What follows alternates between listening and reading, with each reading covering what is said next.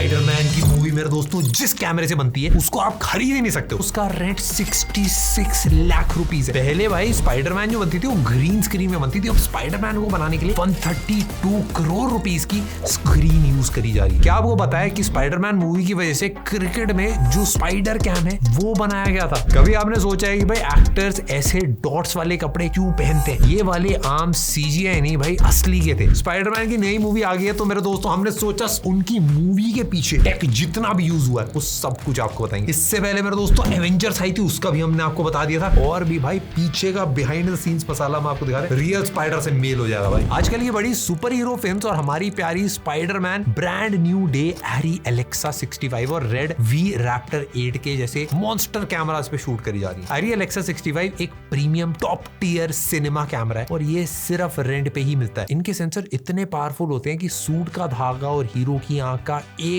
एक आंसू एकदम शार्प दिखता है। इनका डेटा इतना हैवी होता है कि हर दिन टेराबाइट्स में हार्ड ड्राइव्स ऐसे भरती हैं जैसे हमारा 64 GB का फोन स्टोरेज भर जा रहा है। इससे बनी मूवीज की अगर बात करें तो लियोनार्डो डिकैप्रियो की the Revenant, Captain America Civil War, the Revenant जो करके मूवी थी, उनके डायरेक्टर ने कहा कि मूवी 100% नेचुरल लाइट यानी सिर्फ सूरज की रोशनी और आग में ही शूट करी जाएगी। और ऐसे में नॉर्मल कैमरा से अगर आप अंधेरे में शूट करोगे तो उसमें ग्रेन्स आ जाएंगे। लेकिन इस कैमरा की डायनेमिक रेंज इतनी ज्यादा तगड़ी थी, उसने भाई उस अंधेरे में भी लियोनार्डो डिकैप्रियो के फेस के ऊपर भाई जमी बर्फ, उनकी सांस की भाप और पीछे का मैसिव डार्क जंगल सब कुछ एकदम शार्प कैप्चर कर रहा था। एरी के दूसरे हाई एंड मॉडल जैसे एरी एलेक्सा मिनी LF करीब $80,000 के आता है, मतलब 75 लाख से शुरू होती है भाई। ग्रीन स्क्रीन पे एक्टिंग करना भाई जेन्युइनली बहुत डिफिकल्ट होता है। बहुत सारे एक्टर्स भाई ग्रीन स्क्रीन देख देख के पक जाते हैं और वो लिटरली परेशान हो जाते हैं। अब इसको द वॉल्यूम ने रिप्लेस कर दिया है एंड एक giant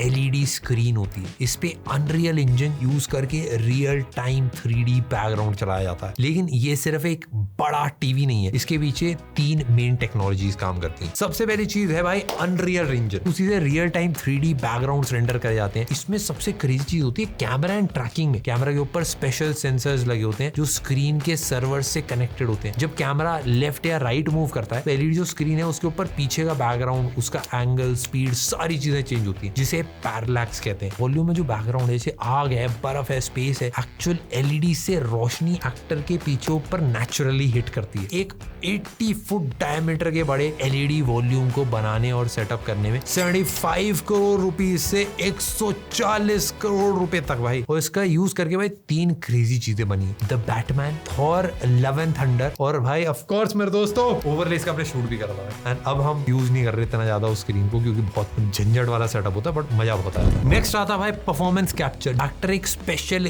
grey black motion capture suit पहनता है जिसपे भाई छोटे छोटे डॉट्स लगे होते हैं। सेट पे लगे इंफ्रारेड कैमरास इन डॉट्स को ट्रैक करके कंप्यूटर में सीधा एक डिजिटल स्केलेटन बना देते हैं। चेहरे के एक्सप्रेशंस पकड़ने के लिए उनके हेलमेट पर एक छोटा सा फेशियल रिग कैमरा लगा रखा होता है। पहले VFX का मतलब होता था भाई कंप्यूटर पे बैठ के फ्रेम बाय फ्रेम कैरेक्टर को एनिमेट करना। परफॉर्मेंस कैप्चर ने इसको पूरा ही बदल दिया। इस पूरे प्रोसेस को 3 मेन पार्ट्स में डिवाइड कर सकते हैं। सेट के चारों तरफ 15 से 20 स्पेशल इंफ्रारेड कैमरास लगे होते हैं। एक्टर जो टाइट ग्रे ब्लैक सूट्स पहनते हैं, उनके जो डॉट्स होते हैं वो एक्चुअली छोटे छोटे रेट्रो रिफ्लेक्टिव बॉल्स में कन्वर्ट करते हैं। जैसे ये भाई इंफ्रारेड लाइट्स इन बॉल्स पे पड़ती है वो चमकते हैं। कंप्यूटर्स भाई इन चमकते हुए डॉट्स को 3D पोजीशन को ट्रैक करते हैं और रियल टाइम में एक डिजिटल स्टिक फिगर बना देते हैं। एक्टर के फेस पे लगभग 50 से 70 डॉट्स पेंट किए जाते हैं। उनके हेलमेट पर जब एक्टर डायलॉग बोलता है तो उसके हाथों का कांपना, आंखों का झपकना, फोरहेड के रिंकल्स, ये सब कुछ रिकॉर्ड होके सीधा 3D मॉडल पे अप्लाई हो जाता है। हाई एंड मोकैप सूट और फेशियल कैमरा रिग का पूरा जो सेटअप होता है वो $30,000 का आता है, मतलब 30 लाख रुपए का ही मानो भाई। कभी आपने सोचा है कि भाई स्पाइडरमैन ऐसी हवा में तेजी से कैसे स्विंग करता है और उन सीन्स को शूट कैसे किया जा रहा है? फर्स्ट पर्सन व्यू ड्रोन्स का यूज करा जाता है जो 100 किलोमीटर/आवर की स्पीड से उड़ते हैं और एक्सट्रीम आड़े टेढ़े एंगल सब कुछ ले सकते हैं। जो पुरानी स्पाइडरमैन आई थी उसमें भाई ऐसी बिल्डिंगों के बीच में उसको स्विंग कराते हुए दिखाने के लिए 2 न्यूयॉर्क की बड़ी बड़ी बिल्डिंग्स के बीच में भाई किलोमीटर लंबे केबल्स बांधे हुए थे। इन केबल्स पे भाई कैमरे को अटैच करा था जो 80 किलोमीटर/आवर की स्पीड स्पीड से बिल्डिंग्स के बीच इधर उधर दौड़ता था। इसको चलाने के लिए भाई 2 लोग लगते हैं, पायलट जो जॉयस्टिक से भाई कैमरा को किसी भी डायरेक्शन में लेके जा सकता है, और एक कैमरा ऑपरेटर जो कैमरे को घुमाने, फोकस करने और पैन टिल्ट करने का काम करता है। आजकल भाई पूरी न्यूयॉर्क सिटी को ही कंप्यूटर में 3D में बना दिया जाता है। Full scale Hollywood cable cam setup, जैसे स्पाइडर कैम या स्पाइडर कैम GmbH का सिस्टम होता है, उसको रेंट कर लिया जाता है, जिसका बेसिकली खर्चा $10,000 से $15,000 होता है। पहले डायरेक्टर्स भाई पेपर पर स्टोरी बोर्ड बनाते थे, जिसमें एक्शन सीन समझना भाई थोड़ा मुश्किल होता था, और असली सेट पे भाई लाखों डॉलर्स खर्च करने से पहले director, camera crew, VR headsets, ये सारी चीजें पहन के भाई पूरे एक्शन सेट को वर्चुअल दुनिया में प्लान करते हैं। इसे भाई प्री विजुअलाइजेशन कहते हैं। इससे पहले ही पता चल जाता है भाई कैमरा कहाँ रखना है, स्टंट कैसे शूट होगा, जिससे पैसे टाइम दोनों में भाई मस्त जुगाड़ और पैसा बच जाता है। एंड ये मॉडल अनरियल इंजन में बनाया जाता है। डायरेक्टर और सिनेमेटोग्राफर जो होते हैं उनके हाथ में VR कंट्रोलर्स होते हैं, जो एक वर्चुअल कैमरा बन जाते हैं। वो क्लिक करके भाई लेंस चेंज कर सकते हैं, वो वर्चुअल एक्टर्स को भी अपनी जगह पर खड़ा कर सकते हैं, जिससे ब्लॉकिंग कहते हैं। जब वो VR में मूव करते हुए रिकॉर्ड बटन दबाते हैं तो कंप्यूटर पूरा कैमरा मूवमेंट और सीन सेव कर लेता है। ये सेव्ड वीडियो भाई बाद में असली सेट पे स्टंटमैन और कैमरा क्रू के लिए भाई ब्लूप्रिंट या फिर गाइड बन जाता है। एवेंजर्स एंड गेम है, ड्यून है, जॉन विक, ये सारी मूवीज भाई ऐसे ही बनाई गई हैं। जब डायरेक्टर प्रीवियस स्टूडियोज को हायर करते हैं तो इनका कॉस्ट थी भाई लगभग भाई $10,000 से $30,000 पर मिनट ऑफ फुटेज के अराउंड रहता है, मतलब 10 लाख से 30 लाख रुपए आ जाता है। मार्वल स्टूडियोज अपने हर बड़ी मूवी को ScreenX फॉर्मेट में स्पेशली फॉर्मेट और रिलीज करते हैं। सामने वाली में मेन स्क्रीन होती है और साथ साथ के थिएटर और लेफ्ट और राइट वॉल्स पे भी भाई स्पेशल प्रोजेक्टर्स लगाए जाते हैं। इससे आपको 270 डिग्री पैनोरामिक व्यू मिल जाता है और ऐसा लगता है कि आप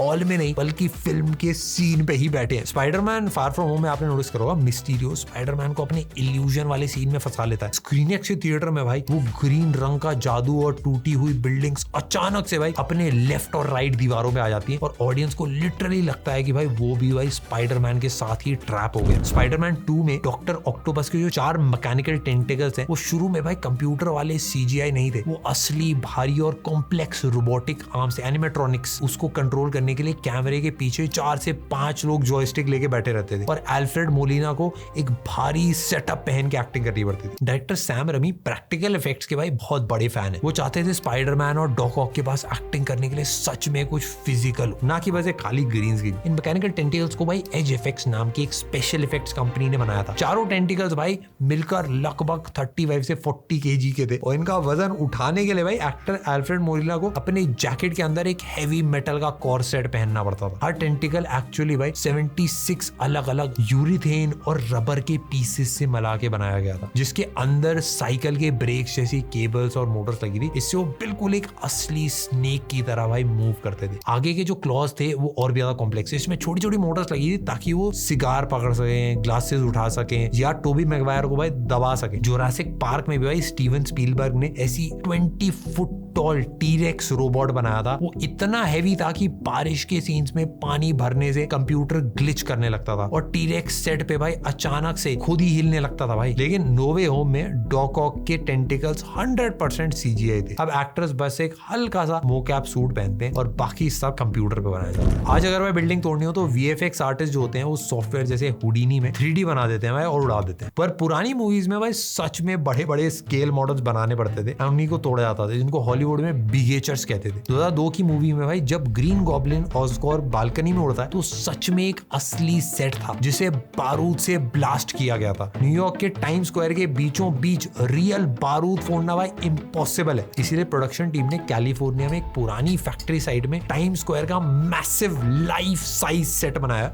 और जो बालकनी थी हल्की लकड़ियों से बनाया था। एक ब्लास्ट सीक्वेंस को कैप्चर करने के लिए सेट पे 8 से 12 कैमरा अलग अलग एंगल्स पे लगाए जाते हैं। इनमें से कुछ कैमरास को हाई स्पीड स्लो मोशन पे भी सेट करा जाता है। CGI डायरेक्टर्स को भाई आजादी देता है। अगर डायरेक्टर को लगता है कि भाई ब्लास्ट थोड़ा और बड़ा होना चाहिए, थोड़ा छोटा होना चाहिए, तो CGI में वो भाई सब कुछ चेंज कर सकता है, स्लाइडर बढ़ा के इधर उधर होता है। पहले भाई जो स्पाइडरमैन वेब फेंकता था सच में भाई फिजिकल प्रॉप्स यूज होते थे। एक्टर को भाई भारी वायर से लटका के उछाला जाता था। जब स्पाइडरमैन हवा में झूल रहे होते हैं तो भाई टोबी मैगवायर या उनके स्टंट डबल जो होते हैं वो एक्चुअली में एक बहुत ही heavy duty strong steel cable पकड़ के झूल रहे होते हैं। उस केबल को व्हाइट पेंट किया जाता है और उसके ऊपर एक स्पेशल फोम या रबर की कोटिंग करी जाती है ताकि वो एकदम भाई वेब जैसा दिखे। पोस्ट प्रोडक्शन में भाई रोप के ऊपर का हिस्सा CGI से बिल्डिंग से कनेक्ट कर दिया जाता है। जब स्पाइडरमैन भाई क्लोजअप में वेब फेंक के भाई किसी गुंडे को मारता है या किसी चीज को खींचता खींचता है तब स्पेशल इफेक्ट्स टीम जो होती है वो कंप्रेस्ड एयर का यूज करके एक फोम बेस्ड लिक्विड शूट करती है। सेट के एंड में भाई बड़ी बड़ी मोटर वाली विंचेस घिरनियां लगी होती हैं, जो जब एक्शन होता है तो मोटर स्टंटमैन को 30 से 40 माइल्स पर आवर मतलब 50 से 60 किलोमीटर पर आवर की स्पीड से खींचती है। एक माइनर सी भी गलती हुई स्टंटमैन सीधा दीवार से टकरा जाएगा। स्पाइडरमैन का कुछ लोगों को याद हो किस वाला सीन जिसमें उल्टा लटक के भाई किस करते हैं, पर टोबी मैगवायर के लिए टॉर्चर था भाई। सबसे पहले भाई उनको एक क्रेन से उल्टा लटका दिया गया जिसकी वजह से ब्लड भाई पूरा तेजी से सर में आ जा रहा था। सेट में नकली बारिश भी थी तो बारिश का सारा पानी भाई उनकी नाक में घुसे चला जा रहा था। आज के डेट में भाई मार्वल स्टूडियोज का अप्रोच बिल्कुल बदल गया। टॉम हॉलैंड जब भी कोई कॉम्प्लेक्स स्टंट करते हैं, हवा में स्विंग करते हैं, तो भाई पूरा ही CGI मॉडल कर देते हैं। टॉम हॉलैंड भाई नॉर्मल कपड़ों में एक्ट करते हैं और उनका आयरन स्पाइडर सूट या नॉर्मल मास्क भी 100% CGI से पोस्ट प्रोडक्शन में लगाया जाता है। तो इतना ही था मेरे दोस्तों। आई होप आपको सारी ट्रिक समझ में आई होंगी। और मार्वल अभी रिसेंटली बहुत सारी चीजें करने लगा था तो उनको समझ में आया कि नहीं भाई इतना सब कुछ नहीं करते, जो कर रहे हैं तरीके से करते हैं। स्पाइडरमैन की इस मूवी के अंदर उन्होंने यही सोचा है कि भाई अब पूरी जान लगा देंगे, सब कुछ मेहनत से करेंगे। तो इसमें वैसे CGI सब कुछ हो सकता था बट तब भी भाई सड़कें बुक करी गई सिटी के अंदर जहाँ पे शूटिंग करी गई, उससे भाई लोगों ने बहुत कॉन्फिडेंस, काफी हाइप बिल्ड हुई। आई होप भाई ये वाली क्रेज निकल के मैं भी जाऊंगा देखने।